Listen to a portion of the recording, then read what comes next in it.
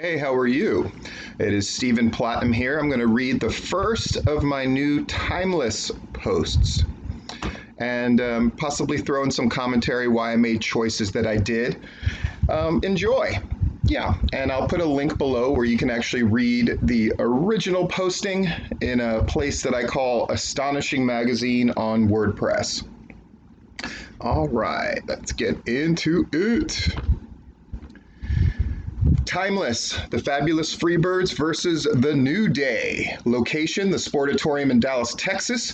Over 4,500 in attendance. You know, having watched World Class Championship Wrestling as much as I did, that was really the first wrestling that I watched on the regular. A friend of mine named Donovan, he was older than me. There was Donovan, myself, and Rabender, a name I have never heard before or since. And Donovan and Rabender were the same age. They were a few years older than me at least. And occasionally they didn't want me hanging around, and I kind of understood. So I would go into Donovan's house. We hung out there most of the time. And his mom would watch World Class Championship Wrestling, so I would watch with her. She was obsessed with the Von Erich boys. She loved them.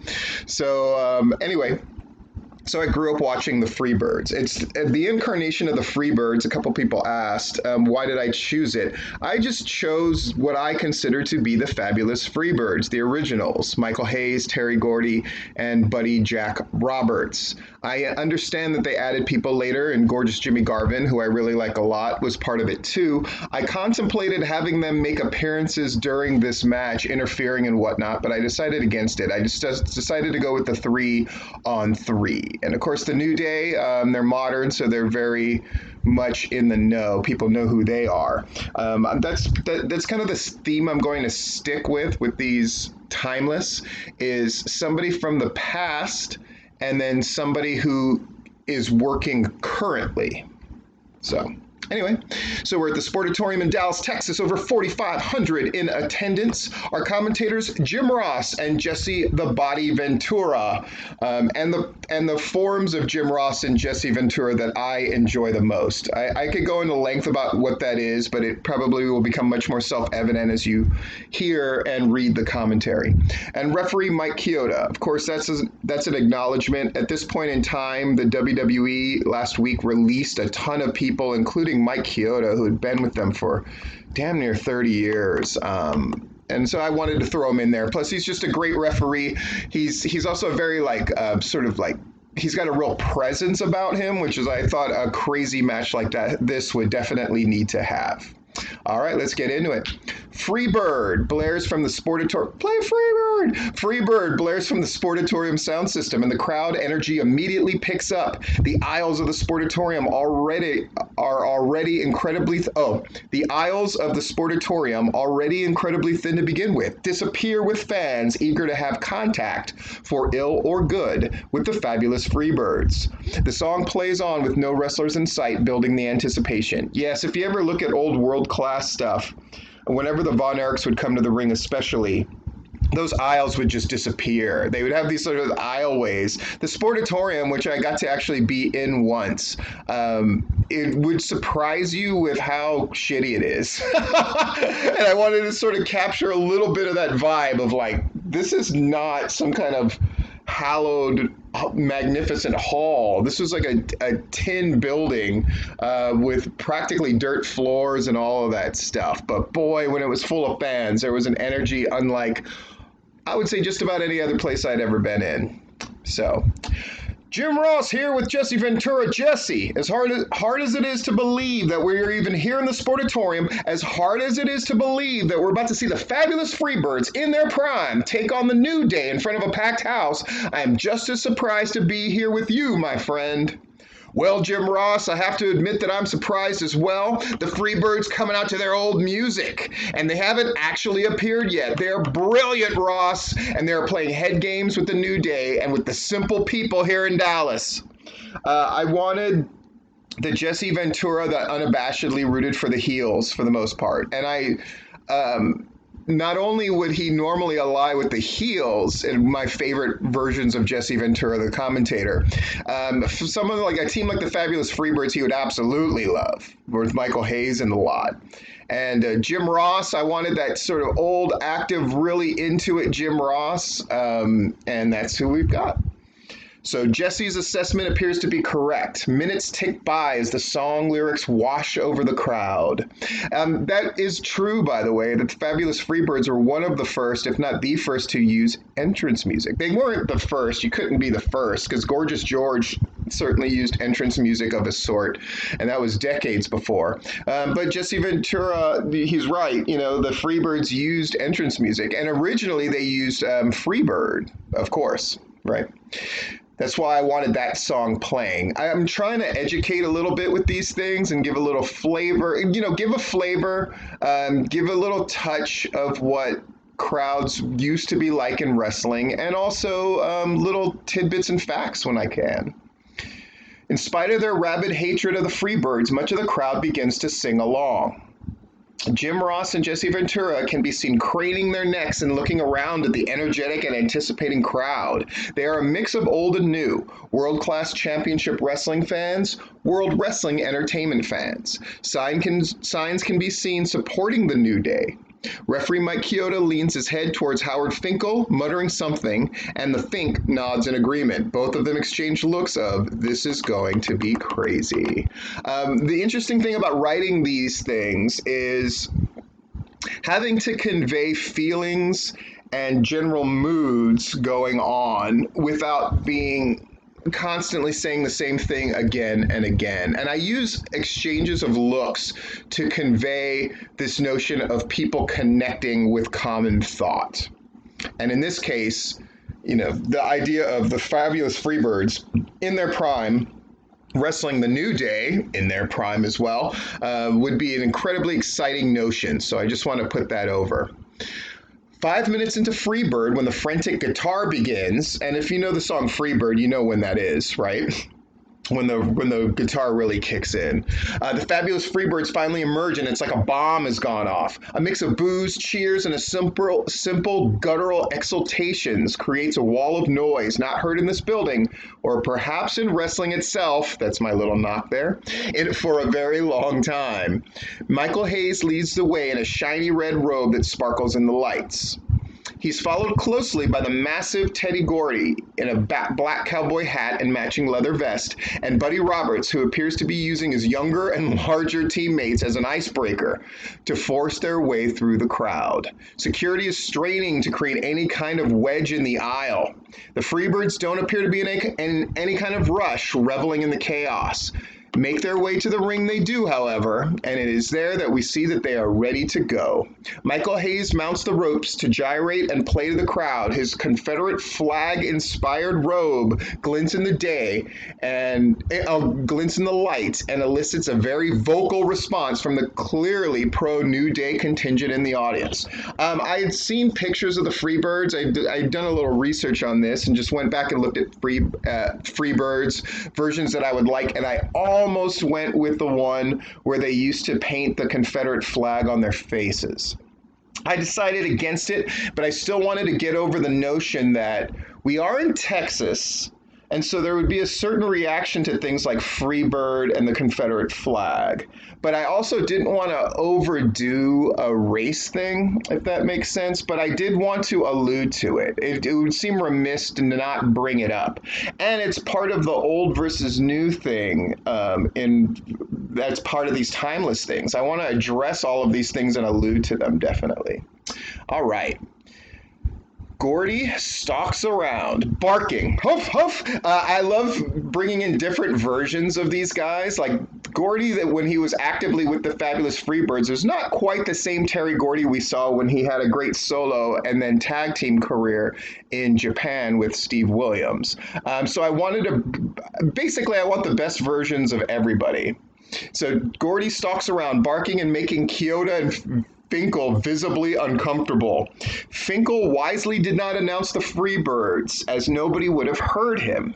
Hayes comes off of the ropes and throws his robe to the floor, in part to cover for Buddy Roberts, who makes his way into the ring after apparently putting something underneath the ring close to their corner. This is a part that I edited and I added stuff to a lot. I wanted to kind of convey the chaos of all these moving parts, even for something simple as them about to be announced by Howard Finkel. And of course, I had to have the Fink in there. Rest in peace. He died last week. I just thought that was a nice touch. Plus, it makes for a great button at the end. The crowd noise ebbs just enough for the Fink to seize his moment. Ladies and gentlemen, this match is a six-man tag team match scheduled for one fall.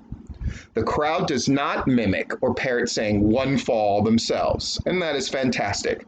That is, of course, my own editorializing in the midst of the writing, and I wanted to convey the fact that this is not a wrestling crowd, a modern one. This is not one that feels the need to impose their will upon the show, but one that is creating a true fan experience of just being super excited and wanting things to come and wanting to be entertained without feeling the need to interject. It's one of the aspects of modern wrestling. I get why it's important. I get why that's a connection that's made, but I do think it's inferior to crowds of old. And I wanted to definitely have, if I have the ideal opponents, the ideal referee, the ideal commentators, the ideal locale, I'm certainly going to have the ideal crowd that I want as well. Yeah. In the ring to my left, at a combined weight of just under 800 pounds, they are Michael Hayes, Terry Bam Bam Gordy, and Buddy Roberts, the Fabulous Freebirds.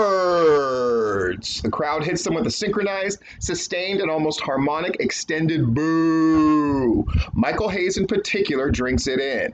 Buddy Roberts is moving his arms about to loosen up. Terry Gordy slowly takes off his hat and vest and is looking towards their opponents and where they are likely to arrive. I watched a lot of film and I paid attention to stuff like, what do these guys do in the ring before the match starts? And that was sort of a good indication of what the three of them are usually doing. Hayes gives a strong nod as he looks over the crowd as if to signal something. Bad Street USA begins to blare over the system, and now Hayes is gyrating like crazy as he mounts the turnbuckles yet again. Buddy Roberts leans to Gordy and says something. Gordy nods and appears to be stifling a smile. I love the notion that the Freebirds are even using something that they sort of popularized, which is the use of entrance music, and finding ways to make it part of the sort of mental battle with the New Day. The Freebirds with more gamesmanship, Jesse. No doubt about it, JR. The Freebirds originated, or at least popularized, using music for an entrance, and now they're using it to play with the minds of the New Day. Hopefully we don't have to sit through their version of The Boys Are Back in Town, Jesse. I love that song, Jim Ross. I could listen to Michael Hayes sing all night. That makes one of us, Jesse, and I think this Sportatorium crowd agrees with me. Jim Ross appears to be correct. The initial excitement from hearing Bad Street USA has begun to fade as the song goes on, and Hayes continues to taunt the crowd and lip sync along. Finally, the song starts to get quiet as it runs its course. Hayes requests a microphone from Finkel. Finkel attempts to hide his frustration and complies. I know you're all glad to see us. The boos erupt once again. That song must bring back a lot of memories of us kicking around the Von Erich boys. The boos mix with howls of outrage. So before we beat these boys called what? The New Day? Yeah, the New Day down. Let's take a trip back to Bad Street USA and hear it again. What do you say? I wanted the Michael Hayes promo. Of course, I had to have a promo, first of all. But I wanted the Michael Hayes promo to have like subtle racial implications. That kind of stuff always happened in the 60s, 70s, and 80s, even up to the 90s. And I wanted to kind of honor that, as terrible as that is. The Freebirds at this point are unabashed heels. The feeling I wanted there to be the realistic thing of a feeling of nostalgia would take the crowd, especially being in the Sportatorium, but that the Freebirds would definitively make sure that everybody was rooting for the New Day. What do we say? The booming voice of Big E comes over the system, and the crowd goes quiet for a microsecond to register, then cheers and screams. We say, don't you dare be sour. Clap for your Dallas fans' greeting. The crowd cheers louder. Your booty-o's eaten. The crowd laughs and stomps. Your fabulous Freebirds beaten heroes. The cheers and stomps intensify as Hayes looks angry and is taken out of his posturing. Finkel takes the microphone back and leaves the ring. And feel the power! The New Day emerge without accompanying music.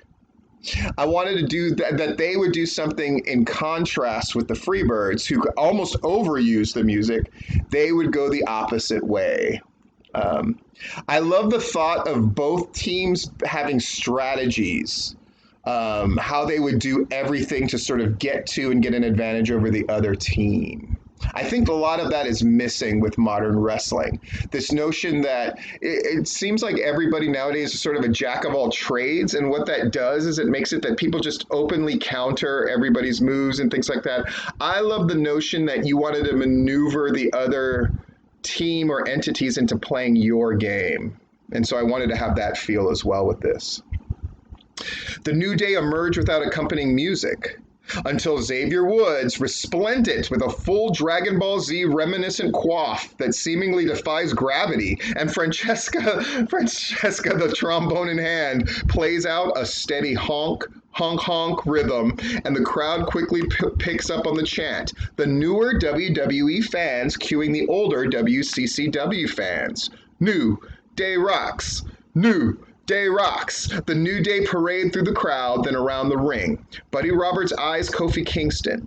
Michael Hayes is fixated on Xavier Woods, and as the New Day enter the ring, Francesca safely at the ringside announcer's table. Terry Gordy immediately advances and stands face to face with Big E.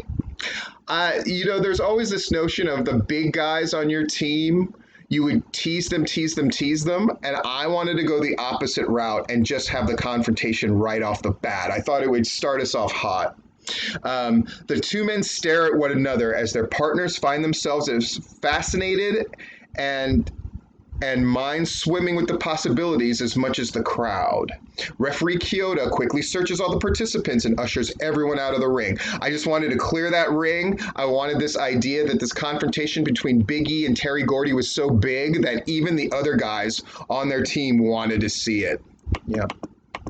He ushers everyone out of the ring, save Big E and Terry Gordy, who continue to stare at one another. The crowd chants, let them fight, let them fight. I've never heard that happen at the beginning of a match, and I thought that was interesting. I wanted to do it. And with a quick calling from the bell from Kyoto, he does. So now we're going to let him fight, right? Big E and Gordy stare. Big E begins to shake. Gordy says something to him and casually points in Big E's face. I wanted to do subtle things of disrespect without the overt way we always do it in wrestling, which is slapping people or smiling in their face. I just think those things are so played out. I thought Gordy just whatever he's saying to Big E is of less consequence than the fact that he's just putting his finger in his face, Xavier and Kofi exchange a quick look on the apron, like they're like, oh shit. Like that's the feeling I want. Like, uh-oh, here we go. Terry Gordy is a legend.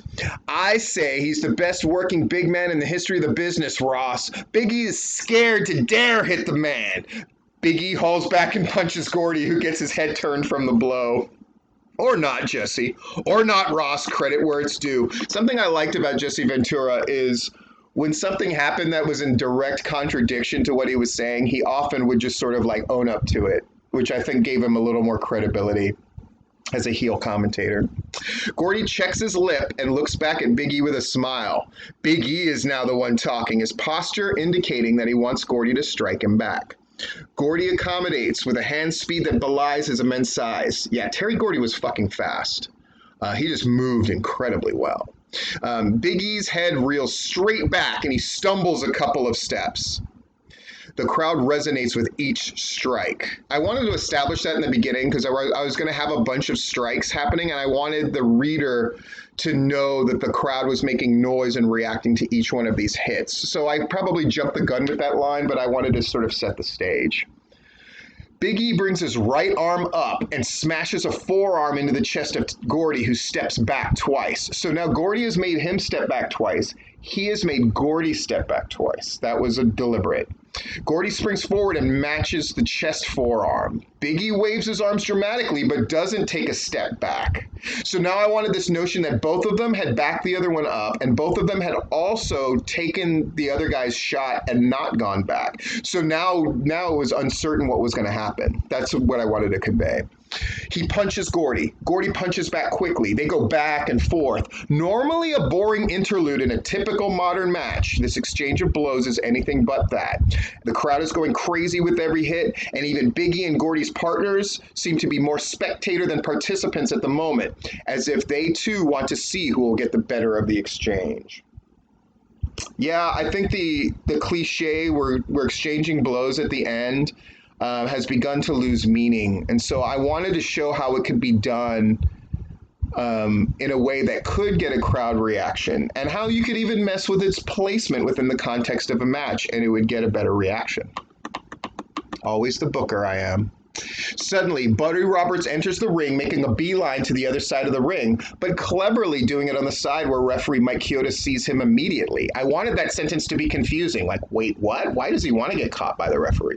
Chioda cuts off Roberts as Hayes slips in on the other side and hits Big E on the back of the neck with a forearm, doubling him over before slipping out of the ring. As Roberts exits the ring himself, Terry Gordy picks up the bent over Big E and probably in the air and powerbomb! Terry Gordy has powerbombed Big E. Gordy was one of the first to utilize and perfect that move, and it has destroyed Big E right here in the first minutes of the match. Jesse Ventura, what a turn of events! Big E hits the mat hard and turns to the side as he lays on the mat. I don't know, by the way, how many people knew that Terry Gordy was one of the first guys to do that move. Gordy looks back at his corner, and PS and Buddy Jack are predictably ecstatic. Xavier is closest to Big E and urges him to simply reach up so he can tag himself in. Now I've kind of put him where they are in the ring. Big E's close to his own corner, but he's crumpled. Yeah. Hayes yells to Gordy to stick to the plan. And Gordy glances back at Big E, but seems to heed Hayes' words and goes and tags Hayes in, right? Wouldn't Gordy normally jump all over Big E? Yes, but apparently they have a plan. That builds up a little anticipation, hopefully, for what is to come. Big E manages to barely touch fingers with Xavier, who comes in and rushes the opposite corner. Hayes comes out to meet him. As Xavier goes to lock up, Hayes puts his hands up and stops him.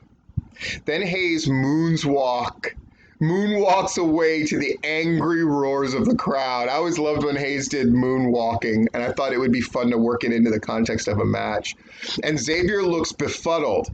Xavier gets a flash of anger and embarrassment on his face as he advances. So he just realizes, I just got stopped so this fool could moonwalk? Screw him.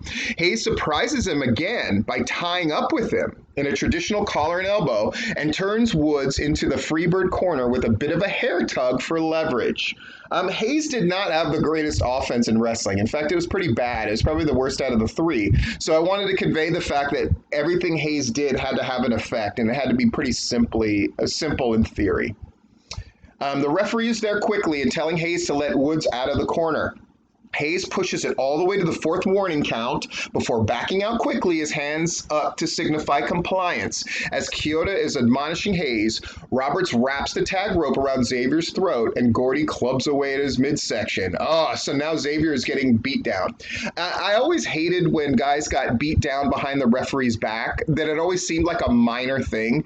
It wouldn't be, right? If you had the tag rope around your throat, that's why I wanted to convey that in that language. If you're being choked unconscious by a tag rope while someone like Terry Gordy was just punching away at your stomach, that could destroy you in mere seconds. And that's what I wanted to convey. Hayes runs across the ring and spits at Kofi, who is tending to a woozy and beleaguered Big E. Kofi comes into the ring, eyes ablazing, and is intercepted by the referee. This is a good old time-honored tag team trope, right? I wanted to use it. The crowd is coming apart with outrage as Kofi's attempt to fight past the referee without touching him, which only gives more time to the Freebirds. Yeah, Kofi would try to get around, but he would be smart enough to not touch the referee. I hate it when people touch the referee. You would never touch the referee, right? The crowd is coming apart with outrage as Kofi's attempts, only gives more times to the Freebirds as Hayes kicks at Woods' midsection as Roberts continues to choke Xavier out with a tag rope and Gordy bombs away with punches. So now imagine this. He's being kicked in the stomach, punched by Gordy, and choked out with the rope. In a matter of a half a minute, Xavier Woods is decimated and crumpled in the enemy's corner as the referee finally breaks up the gangland beating and goes to vocally and visibly chastising the Freebirds, threatening them with disqualification. As your old broadcast partner Gorilla Monsoon would have said, this is why you need to have two referees in matches like this. Yeah, but we don't, Ross, and in the first 5 minutes, we have two members of the New Day down and out. The Fabulous Freebirds have a genius game plan, and they've executed it perfectly. Only the skinny one is left, and that's if he can even get in the match. By my reckoning, Jesse Ventura would try to downplay Kofi Kingston as much as possible and belittle him in subtle and not so subtle ways, which of course sets up for the great finish, yeah? Justice served. Those words from Jesse Ventura ring true, as it's all Xavier Woods can do to get to his feet at the moment. Hayes whips him into the ropes and hits a simple but effective clothesline, again, simple move, to drop Woods to the mat. Hayes goes for a pin. As Woods kicks out at 2, Hayes deftly sits him up and puts on a rear chin lock. After quite a time in the hold, the crowd's energy begins to ebb along with Woods. Woods sags further. The referee checks his arm once and it drops. I wanted to get in these old tropes, you know. The second check gets the same result. On the third try, Woods manages to keep his arm aloft. His left leg begins to shake. The crowd begins to catch and starts to clap and stomp. Woods seems inspired. He begins slowly to stand. Hayes looks a bit shocked and frantically looks to his corner. Buddy Roberts drops to the floor. Gordy reaches out his hand for a tag. Before Hayes can make a decision, Woods starts throwing elbows to PS's midsection. When Xavier feels Hayes' headlock lessen its grip, he takes off into the ropes. He comes back and twists in the air, wrapping his legs around the waist of Hayes in a wheelbarrow. Xavier goes high in the air, then comes down, tucking his head into a forward roll. Hayes is launched forward and hits the mat hard, face first. The crowd erupts as Hayes rolls over and sits up, checking his face in pain. Michael Hayes has never seen or taken a maneuver like that, Jim Ross. That's probably true. Right you are, Jesse, and now this might be the book break Woods needs to get the tag to Kofi Kingston. The crowd is frantic, trying to will Woods to his corner to tag the animated Kingston, who is jumping up and down with his arm extended. Big E is recovered enough to clap and urge Woods on. Xavier looks briefly at his corner. I love the notion that decisions matter. I think that's something else that's been lost in wrestling matches, right?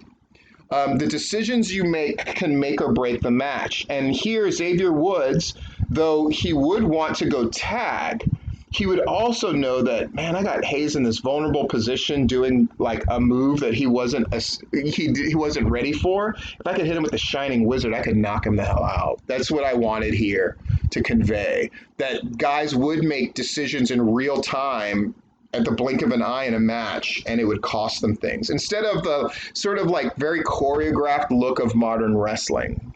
Yeah. Xavier looks briefly at his corner, but sees Hayes sitting up and seemingly out of it. Xavier bolts to the ropes and springs back, looking to deliver a knockout blow in the form of a Shining Wizard. As he takes to the air with his knee hurtling towards Hayes' head, Michael Hayes lays back quickly before the impact happens, and Woods misses cleanly, then bounces, then slides across the mat, falling out of the ring. Hayes yells, "Now!" Terry Gordy comes from underneath the ring behind Kofi and Big E. Oh, see, the last time we saw Terry Gordy, he was reaching for the tag. So I took our eye off the ball because Terry Gordy was being sneaky. Yeah. So the same thing that we feel as a reader, the New Day feel as well, and the crowd. And he comes up from behind Kofi and Big E. He pulls them both off of the apron. Big E's face hits the apron on the way down, and he stumbles back and falls against the thin metal rail. Yeah, the Sportatorium would have this ridiculous thin metal rail that did nothing. It was hilarious. Kofi definitely lands on his feet on the floor. Now, okay, so what's the difference there? Big E, who's already been hurt in the match, he falls and hits his face. But Kofi, incredibly agile, he would be more likely to avoid the damage even from a surprise attack, right? So he definitely lands on his feet on the floor. But as he starts to swing on Gordy, Hayes blindsides him and starts stomping away. The referee, Mike Chioda, sensing the growing madness happening as Gordy tackles Big E over the rail and they start to swing wildly among the crowd, does his best to try and get the brawling to stop. So imagine poor Mike Chioda, these four guys going at it, and him trying to get it to stop. So his focus is on those guys. This allows Buddy Roberts to do his dirt in relative obscurity. He goes under the ring and advances upon the fallen Woods. Remember, Woods is outside of the ring because he missed his Shining Wizard. Roberts undoes the top to the container and takes a big handful of a substance and puts it on the head of Xavier Woods, then slathers it in with both of his hands. By God, it's the Freebird hair cream! Jesse, Buddy Roberts is rubbing that damned hair cream all over the head of Xavier Woods! Somebody stop this! Stop this now! Ha ha ha, not a chance, Jim Ross. Buddy Roberts and the Freebirds are taking the New Day to the woodshed, like you like to say so much. And Buddy Roberts is taking Xavier Woods to the barber, whether he wants to go or not. I love it, JR. This is the greatest moment in wrestling history. Jesse Ventura always delighted in the dastardly, and it was great. It was fun.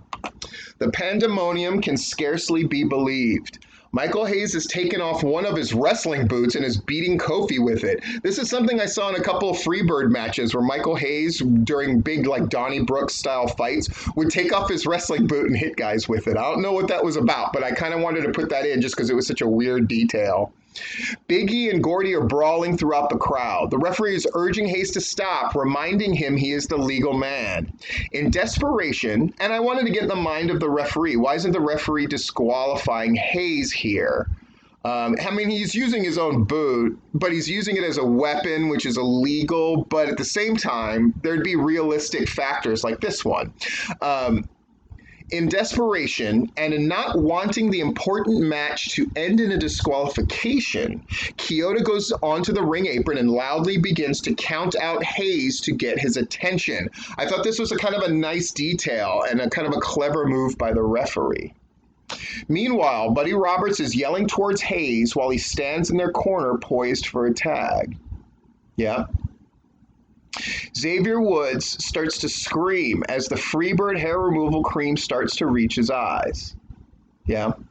The crowd immediately begins dousing Woods with bottled water to try to spare his sight and dilute the effects of the hair removal cream. They are half successful. So they saved his sight, but they couldn't save his hair, in other words. I also love the thought of the crowd getting involved in this way. It's like they're doing whatever they can to help, and what they can do to help is to get the Freebird hair removal cream off of his face. Hayes starts to head to the ring, glaring at Chioda. Kingston reaches up desperately, but is only able to merely take the wrestling boot out of Hayes' hand. So Hayes is basically walking back and forth. And as he's leaving the last time, Kofi desperately reaches up, but all he does is grab the boot. Hayes looks back at him in disgust. Roberts points at Xavier Woods and yells to Hayes, "He's the legal man. Get him in here and tag me in and stick with the plan." Hayes nods quickly and stomps on Kofi with his booted foot as he goes to the floor again. Hayes goes to Woods, now bald with clumps of hair all over the floor and ringside fans, and whips him into the apron. He takes a hold and rolls him into the ring. Hayes enters the ring and tags in Roberts, and then pins Woods' arms behind his back. Roberts enters the rings and throws a quick set of 1-2 punches to the gut of Woods, then a right to the jaw that sends him to the canvas. Both Hayes and Roberts raise their arms in celebration. Woods is down and not moving. Kofi is slowly struggling up in his own corner. Big E and Gordy have now brawled to the area behind the announcer's table. Hayes is on the apron now and looking out at the brawling between Gordy and Big E. He contemplates going down there to help. Xavier Woods has desperately clawed at the canvas to pull himself to the outside of the ring. So I just wanted to keep, like, Xavier Woods is so bad off physically and everything else that he's just trying to get away. Buddy reaches between the ropes and grabs Wood's face. Normally I would have him grab the hair, but I'm like, oh yeah, he didn't have hair. And begins the painful process of pulling him to his feet on the apron. Woods is hurt and hurt badly. He's partially blinded and has taken a hellacious amount of punishment. Jim Ross, let's face facts. The Freebirds turned this into a war they were ready to fight. The New Day might be pretty tough for modern wrestlers, but they aren't soldiers. They aren't from Bad Street. They're soft, Ross, and they come out here and make jokes and have their stupid hair and try and get cute. But they're not laughing now, and Woods is bald, and their pretty faces are getting messed up, and they're going to lose, Ross. Wow. Just pushing more chips on the table, making the stakes bigger, yeah? Gordy steps back and hits a huge lariat on Big E that sends him toppling over the rail and onto the announcer's table. I have a thing about commentating when they use the word huge way too much. So my rule is for each one of these matches, I'm only going to use the word huge once. And it's this lariat that puts Big E on the table. The commentators, Howard Finkel and the person manning the bell, scatter without looking back. Basically, everybody at that table, Jim Ross, Jesse Ventura, the bell ringer, and Howard Finkel are all running away. Gordy steps over the rail and stands on the table. He grabs Big E as Hayes urges him on. Meanwhile, now we cut to a different paragraph. Like, oh man, what's going to happen on the table? You're going to have to wait and see. Meanwhile, Roberts grabs Woods for a suplex to bring him back into the ring the hard way. Woods slips and drops down, gripping the back of Roberts' head and snapping his throat off the top rope. Roberts falls back in surprise. He hits the mat back first, but quickly tries to get up to not lose the momentum. With almost all eyes on what's taking place on the announcer's table, Kofi throws Michael Hayes' boot into the ring and beams Buddy Roberts in the head, dropping his head down in anguish. It's all Xavier needs. He steps inside the ring, feet on the bottom and middle rope, and manages to hit his tornado DDT. It's quite the cool little move that Xavier Woods does, by the way. I just wanted to get it in here.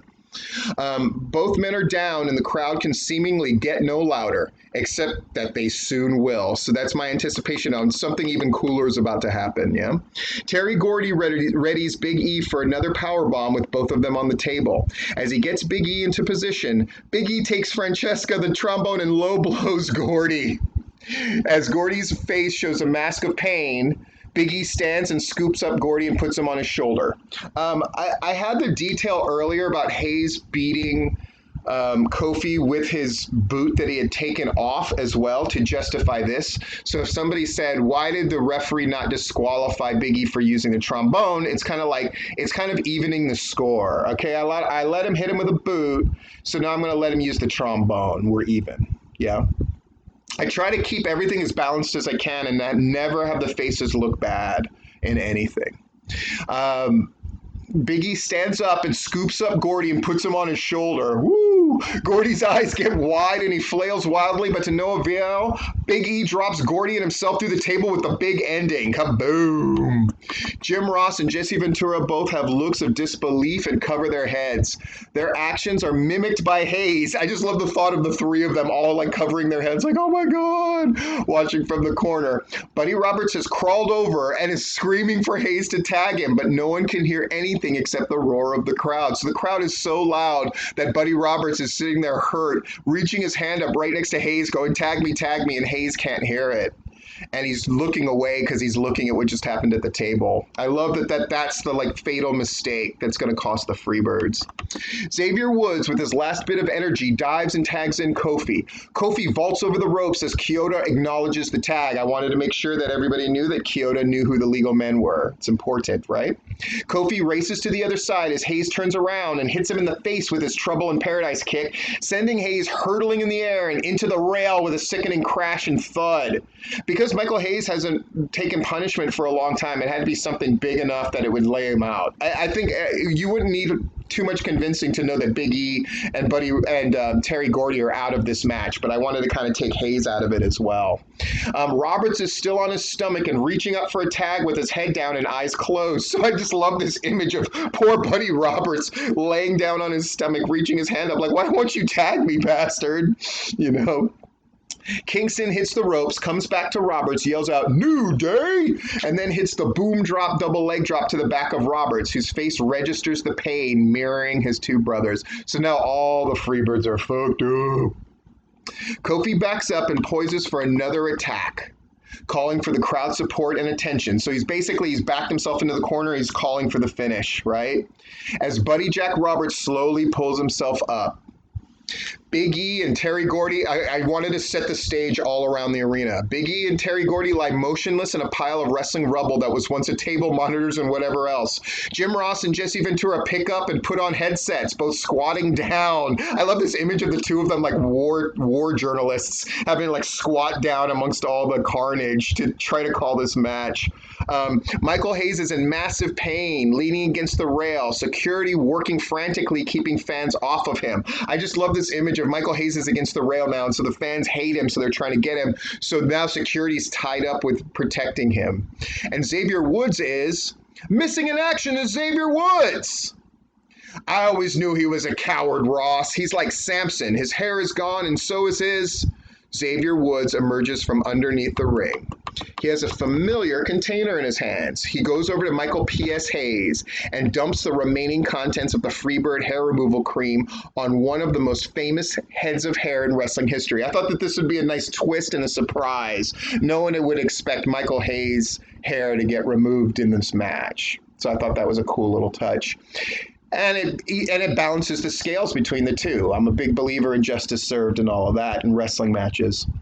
He relishes rubbing the cream in with both hands as the crowd completely comes unglued. If you saw this, you would lose your mind. Oh, this is like so much this match is definitely living up to hype, right? Meanwhile, Buddy Jack has managed to stand, but the beating he's taken combined with the chaos of the jubilant crowd leads him to turning at the wrong time, and Kofi's Trouble in Paradise kick finds the mark again, this time to Buddy Jack. No, Jim Ross, this is horrible. 1, 2, 3. Howard Finkel manages to get a hold of a working mic and exclaims, "At a time of 18 minutes 47 seconds, the winners of the match and new six-man world champions, the New Day." Later, when asked why he declared the New Day champions when there were no titles on the line, he simply declared, "It's what the people wanted to hear. It's what was needed for the moment to be absolutely perfect, and that's what wrestling needs to aspire to again, and so it shall." That was an indication of how I'm going to do these timeless matches. Make them great, as I want wrestling to be. Thanks for joining me for this reading of Timeless. I'm Stephen Platinum.